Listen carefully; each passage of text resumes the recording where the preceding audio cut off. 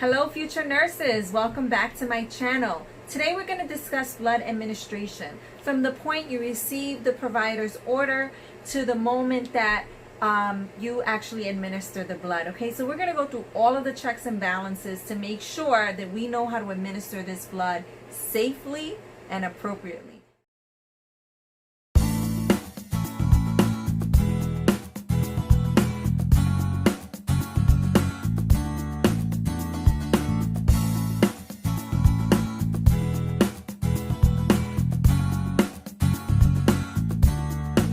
Depending on your facility policy, certain things may vary. So for example, the types of checks that you do in the laboratory might vary. The kind of people who are allowed to go and pick up the blood may vary. Who you're able to witness the blood transfusion with may vary. All of those things are institutional policies that you will need to learn. So I'm going to basically show you from what you would learn in school, and also I'm going to use my hospital policy as the reference here. So what I want to encourage you, basically we're going to go through all the steps to make sure that you know how to administer blood safely.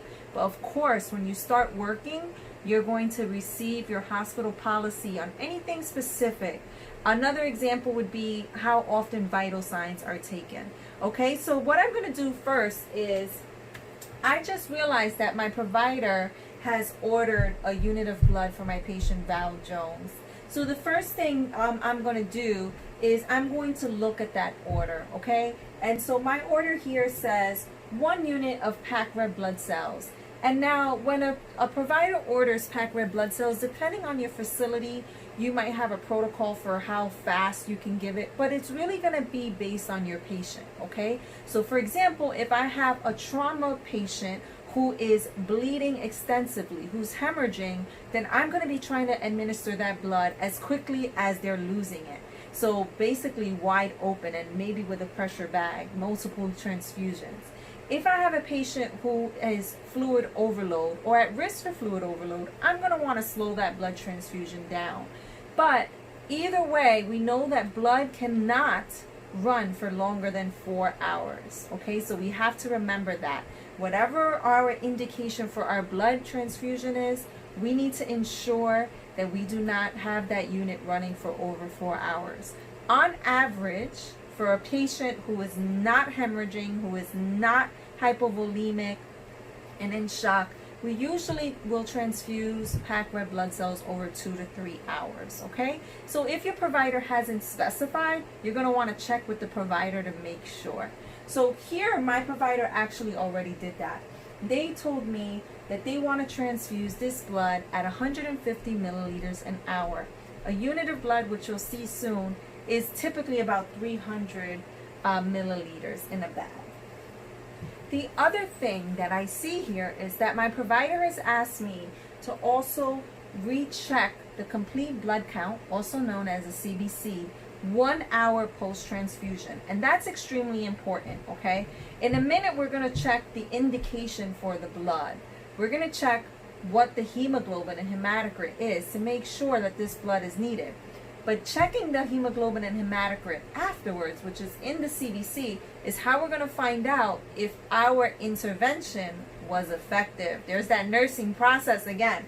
So my provider has asked me to do that 1 hour post-transfusion, which is pretty typical because we want to make sure that we have the most accurate hemoglobin and hematocrit available. Okay, so now we have an order for blood. Whenever we have an order for something, as a nurse, it is our responsibility to figure out what is the reason for that order. What is the indication for that order? So when we have a unit of blood ordered, we want to look at the hemoglobin and hematocrit. That's going to help support why we're administering this blood, or the fact that our patient is currently actively bleeding. Even if the hemoglobin and hematocrit isn't representing that yet, we can see that our patient is actively bleeding. So that is obviously decided by the provider, but as the nurse, it is our responsibility to know, okay? So remember that you are your patient's advocate and you need to know exactly what you're doing and why you're doing it at all times. So I would look at my lab results, and here I'm looking at my hemoglobin and hematocrit. What I want you to do, if you don't know right now, I want you to go and research what is a normal hemoglobin and hematocrit for a male, and what is a normal hemoglobin and hematocrit for a female. And today we're taking care of Val Jones, who is a male patient, and his hemoglobin is 6.5, and his hematocrit is 23. So it's definitely indicated. Just to give you a little background on Val Jones, he recently had a colonoscopy, but he returned to his normal aspirin and Plavix for his stroke protocol. And maybe he started too soon. I mean, stroke over bleeding, obviously that's always a balance. But once he resumed the aspirin and Plavix, he's come back to us now with a GI bleed, okay? So he's gonna go back into the endoscopy suite in a little while, but in the meantime, the provider has ordered this unit of blood, okay? So just to give you a little scenario, I actually took care of a patient with that same type of scenario, so just to give you a little scenario. Right now, I'm gonna go ahead and look at the blood type, okay?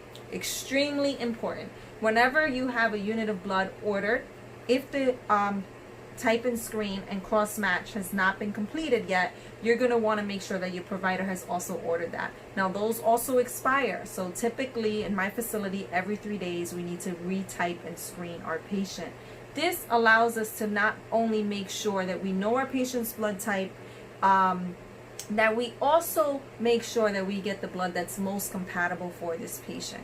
Now this patient is super lucky because Mr. Val Jones is AB positive.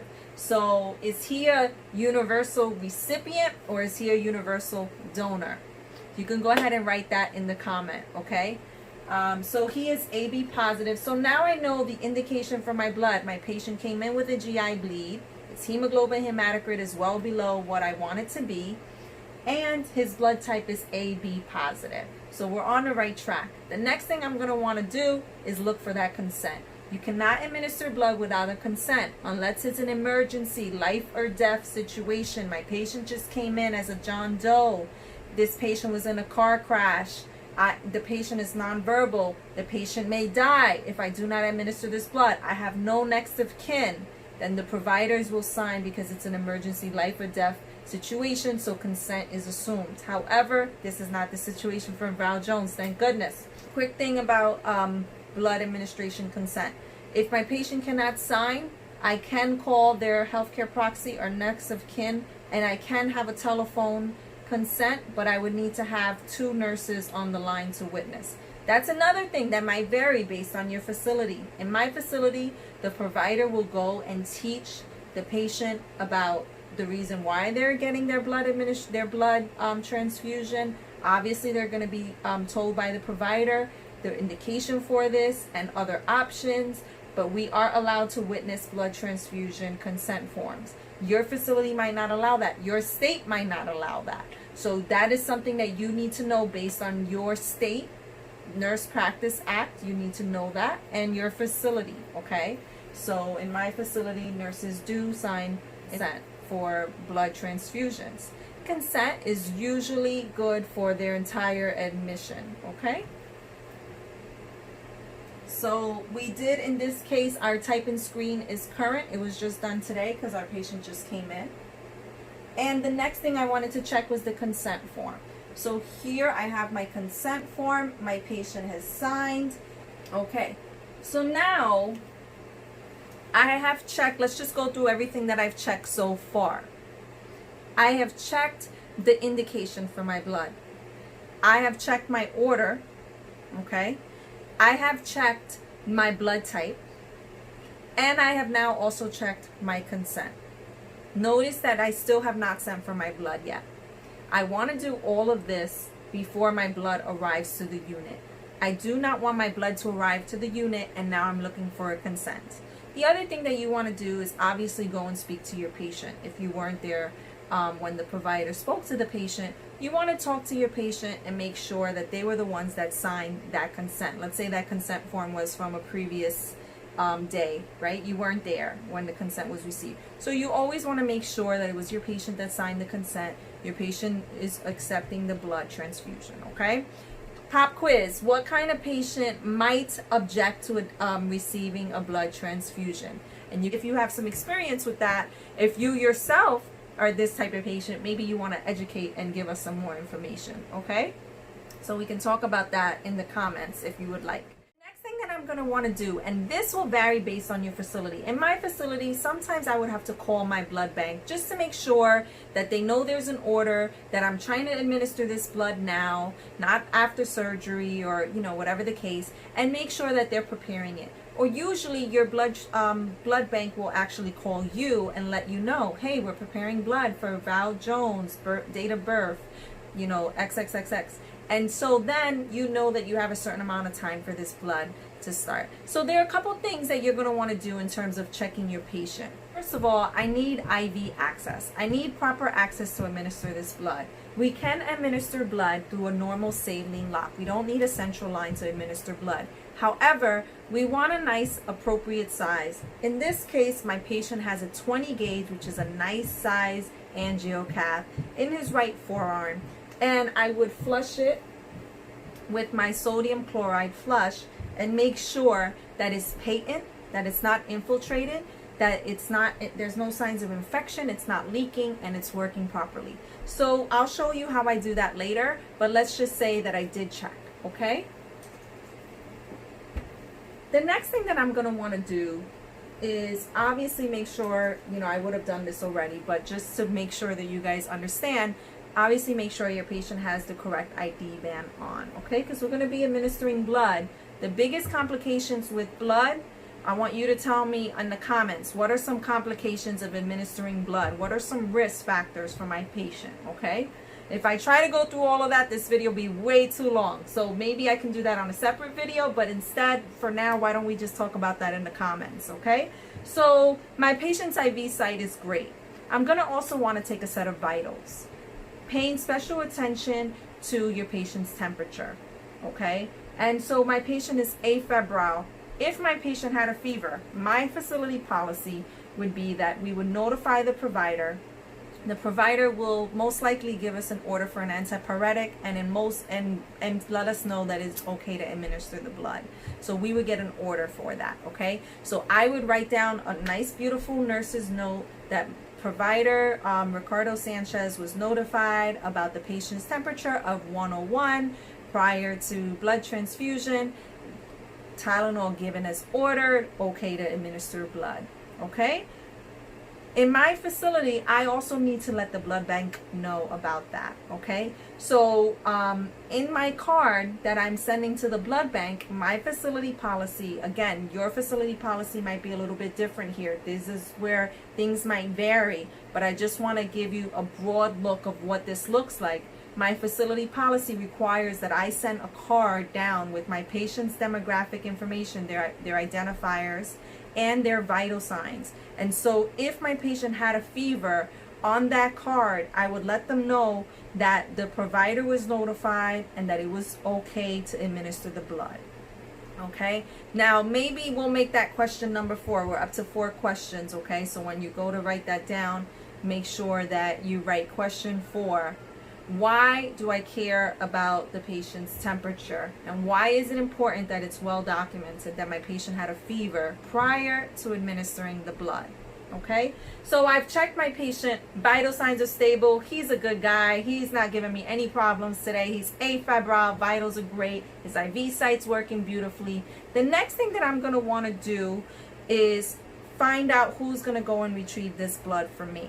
Okay, now in most cases a messenger can go and retrieve the blood, a nursing assistant, a patient care tech. Sometimes on nights I've had to go as the RN to go obtain blood. So pretty much you can delegate that task as long as your facility allows for it.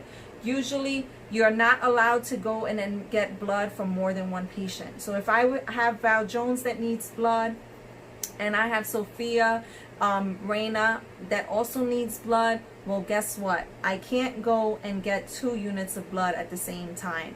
That would not be safe for my patient, so I would not do that.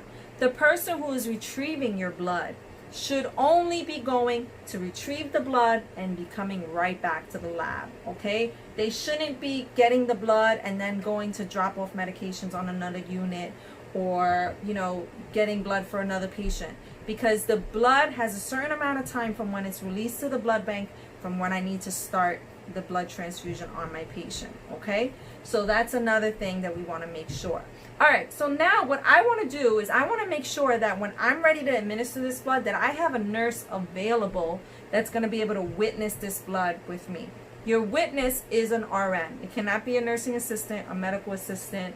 It has to be either an RN or your provider.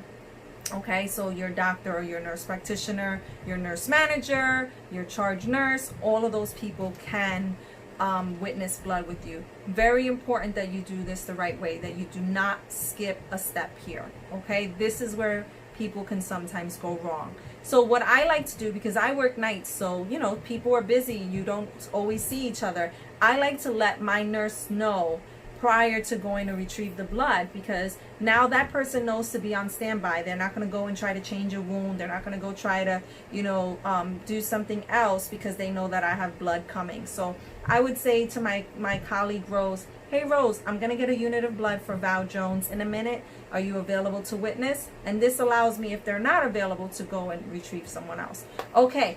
So why don't we say that I have sent the messenger for the blood transfusion. While the messenger is going to get the blood, I'm going to want to go and retrieve some things myself. So what do we need for a blood transfusion? Well, we're going to need your Y blood type tubing, okay? So this is not pump tubing. There is a Laris pump blood tubing available. I'm not familiar with other pumps, but I'm sure there are other pumps that also have blood administration tubing. This is gravity tubing. So this tubing actually does not go into the pump, and it's giving me here a drip factor of 10 drops per milliliter. Okay, so that'll come in handy because we did get a rate of 150 mLs an hour. So we're going to need to use our calculations to figure out how quickly we want to administer this. So along with your Y-type blood tubing, you're going to need normal saline, okay, 0.9% sodium chloride. Now, typically you only need a 150 milliliter bag. Unfortunately, I'm home, quarantined, so I have a 500 milliliter sodium chloride bag, okay? But you would use a 150 milliliter normal saline bag with your Y tubing. And I'm going to want to prime this now before my blood arrives, okay? So that's what I'm going to show you next. Okay, so now that I have my Y-type blood solution set tubing, I'm going to want to go ahead and remove that from my bag. You're going to find the perforated line and just tear down the perforated line to remove your tubing from the bag.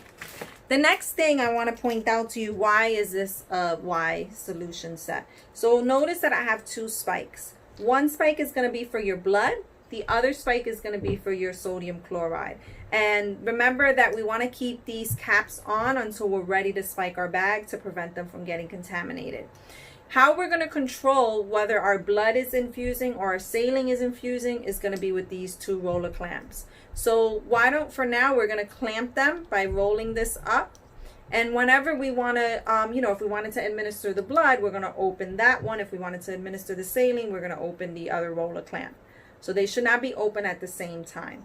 Right now, we're just going to close both of them. The next thing you're going to see is this fluid chamber. Now it serves a couple of purposes. There's a filter in here, so you might see that this portion, there's an inline filter. The purpose of this filter is to filter any particles that may have developed in the blood while it was sitting in the blood bank, okay? The other thing is I always want to make sure I'm going to fill the saline when I'm priming my tubing. I'm going to fill the saline all the way to the top of the filter, also preventing me from developing any air in my tubing. Extremely important. Now, if I go down the tubing, if you were using pump tubing, you would probably have your cassette at this point to enter into the pump. But I have gravity tubing, so the next thing that I'm going to find is the roller clamp that's going to allow me to control the rate of administration. So I'm going to go ahead and close this roller clamp as well. Then I have a port that I'm not going to use. And then this is what I'm going to use to connect to my patient. Again, I want to make sure that I do not contaminate this, so I'm going to keep this cap on. You can actually prime your tubing with the cap on. So the next thing I'm going to do is go ahead and grab my 150 milliliter bag of normal saline. And I'm going to remove my blue cap on my saline here.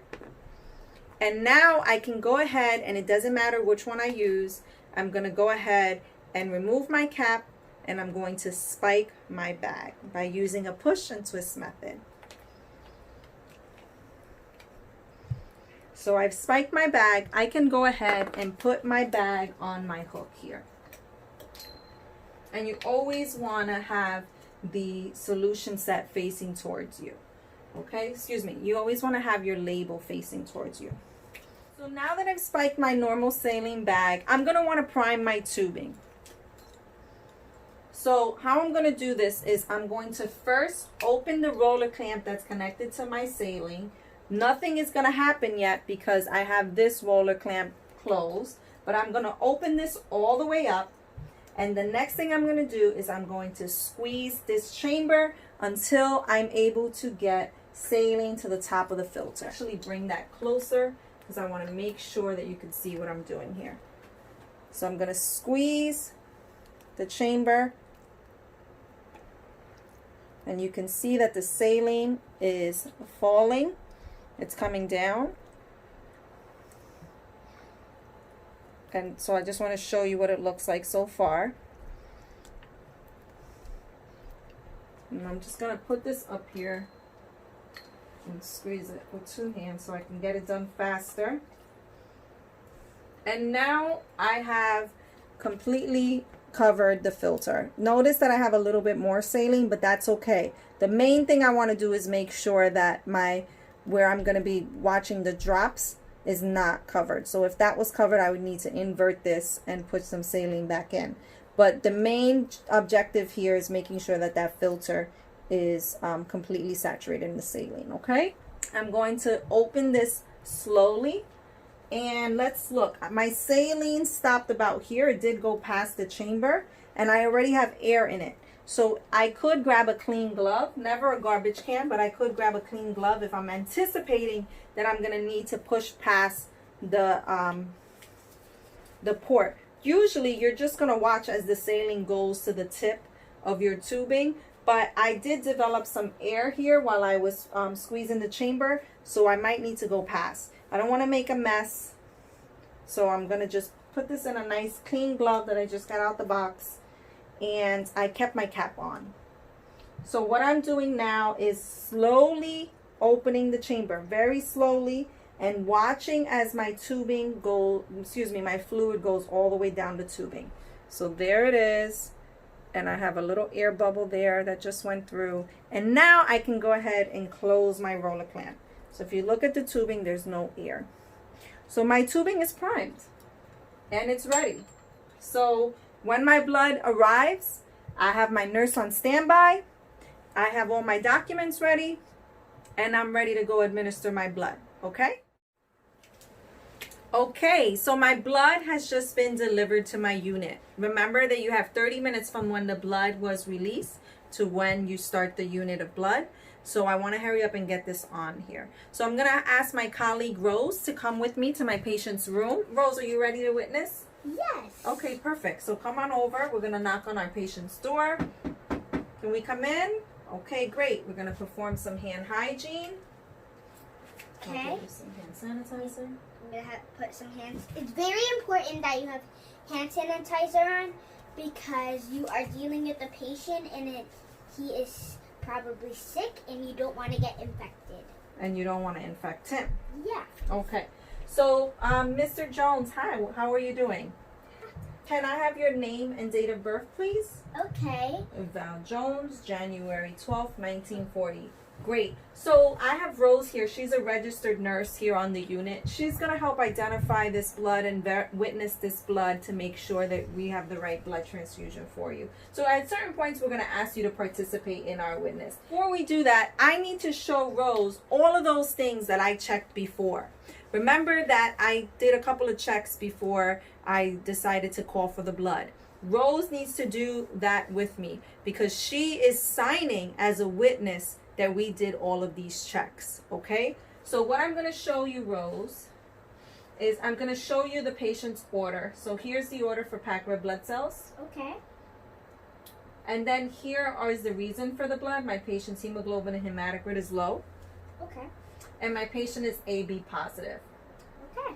And lastly, I'm showing you the consent. So we're showing her the order, the indication for the blood, the patient's blood type, and the consent form. So Rose now has seen all of the things that we checked earlier. Now we're going to actually compare the blood with the slip that was given to us from the blood bank. So even though you're going to see Rose looking at the computer, this is typically something that is as a slip connected to your blood administration set, okay? And you want to keep it connected because sometimes you're giving multiple units of blood, multiple units of platelets, and you want to make sure that the paper is specific to the blood is connected so you don't get confused. You don't take it off until the blood is done, and then you're going to go ahead and put it in the chart. Again, facility policy. So what I'm going to do now, Rose, can you please read the unit number? Okay. The unit number is 403398. Okay, unit number 403398. Okay. The next thing, can you read the donor type? Okay. The donor group and type is A positive. Good. Donor type is A positive. Okay. Can you tell us what component of blood we're giving? Packed RBCs. RBCs. Good. So packed RBCs, otherwise known as packed red blood cells. And I'm also looking at the bag, making sure that it's not, doesn't, look like it's been tampered with or there's nothing wrong with it. The blood looks okay. All right, good. And then lastly, we're going to want to look at the expiration date. So the expiration date is XXXX. XXXX. Okay, and we do that in the lab just so that we don't have to keep changing the dates. All right. The next thing that we're going to do is now check and verify our patient. So we verified that this blood is appropriate for our patient and that this is the blood that the blood bank said they released to us, okay? I have actually received the wrong blood for a patient before. It didn't match my slip. So it's extremely important that you follow these steps. Now we're going to check with the patient, and obviously it's always great to have the patient participate if they're able to. So can you please tell me your name and date of birth again? I'm looking at my patient's ID band, and Rose is again looking at the slip that came with the blood. So Val Jones, January 12th, 1940. That matches the ID band. Does that match your slip, Rose? Yes, it says Val Jones, and it says everything else. Say it. You're going to repeat it. Say January 12th, 1940. January 12th, Val Jones, January 12th, 1940. And can you just tell me the MRN number, 72606? Does that match? Yes, 72606. It does match. Great. The last thing we're going to check is the blood bank ID number, 48762. 48762. Great. So now we've checked that our patient is the right patient for this blood that's been ordered. Okay. So on that slip that Rose just verified with me, she's going to sign that she was the witness. So let's say we skipped a step. Let's say we did all of this at the unit. And so even though we checked the blood slip and it matched the blood, we never actually identified the patient together with the blood slip in the room. And I didn't do it either when I got into the room. I gave the blood to the wrong patient. Rose is also going to be accountable because she is signing as a witness that she watched me do all of the proper checks. Always are going to insist that the nurse comes with you to the room and they witness with you. And you're also always going to go with the nurse if you're the one who's witnessing, okay? So Rose would sign on that paper that she witnessed, and then once I start the unit of blood, I'm going to write on that time, and I'll show you that so you can really see it clearly. Next thing I'm going to want to do is do a set of vitals on my patient, and I'm going to write those vitals down. Again, depending on your facility policy, those vitals will go right on that slip or a different slip that's specific to blood administration, or it might go into your computer. As well as with the blood, notice that my blood administration bag does have a barcode here. So depending on your facility, you may need to scan this blood into the computer, and all of this is going to be done electronically. So again, it depends on your facility. All right, so now what I'm going to do is I've done all my witnessing, I've done all my checks, I'm ready to go ahead and give this blood. I'm going to go ahead and perform my hand hygiene. Again, I'm going to grab a set of gloves and put my gloves on because I am at risk of coming in contact with bodily fluids.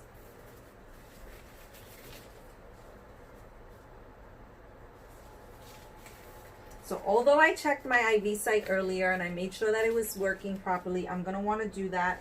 But first what I'm going to do is connect this blood. So there's two little tabs here. You're just going to grab one of them by pulling the tab up. So in this case, I'm pulling this tab up. And I'm going to go ahead and grab that second spike. Remove the cap, and being very careful not to contaminate it during this process. I'm going to take my cap off and I'm going to spike my bag.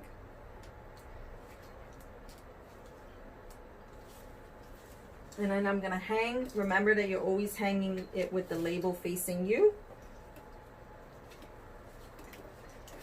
Okay, and now I've spiked my bag. I'm going to go ahead and make sure that my saline is closed, and I'm going to open my blood, and I'm going to squeeze my chamber until I get blood into my solution set. Okay, so now my tubing is ready, and I don't need to go all the way down to the tip. The saline is fine. I'm going to now want to check again to make sure that my patient's IV site is working. So I have my sodium chloride flush, and my antimicrobial cap is on, so I don't need to clean it. I'm going to connect it to my patient. Just pull back a little bit and push. How does that feel, Mr. Jones? It's okay, no pain? Good, it flushed nicely. It doesn't look like there's anything wrong with it. I can go ahead and put this into my sharps container, and I'm going to connect my blood.